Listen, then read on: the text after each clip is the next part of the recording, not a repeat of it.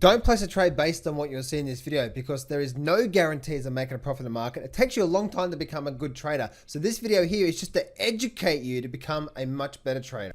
So I want to focus on two stocks in this session today that I'm looking at here. Firstly, it's going to be Tesla. And Tesla's looking really weak, really ugly. We've been going sideways for quite some time through here, as you can see, and now we're really starting to break down through here. And I did a video about a week ago saying that if we start to break down through here, then Tesla's actually looking pretty ugly. And if I look at that weekly chart, look at this right now, right? We've been going down when we're breaking down on a heavy basis through here. So Tesla's looking really weak right now, and it looks like around that 180 level that, you know, this stock's getting hammered, and I believe we're about to see a lot more downside. 180, and even as low as down here, say 140 could be another level where it's likely to run to, because we spent so much time going sideways and now we're breaking. Man, 180 to 140, that's where it looks like it may be. That's where it looks like it may be getting going down to. So I definitely wouldn't want to be trying to go long this stock right now.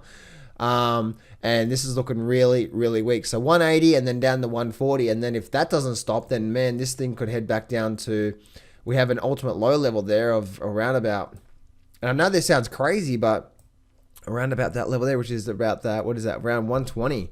Actually, no, yeah, there you go. If it doesn't stop at 180, then 120 is that there as well too. So there we go there. Boeing is also one stock that I've been watching as well too, and I've been watching this because we had a big run up through here. We went sideways, we had a little bit of a drop and a vertical move up, and then another drop down, and now we're just going sideways through here. So I'm looking at Boeing, and I'm like, you know what, Boeing is really interesting, right? Because we had this move up and then a move down, and we've just gone sideways, haven't we? Just gone really sideways. Not really much going on through here.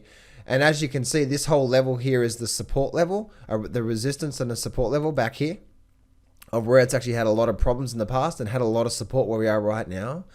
So this actually could be, if we start to get a bit of a sell-off through here, a big drop down, then just like Tesla, right, the next major support level down here is 300.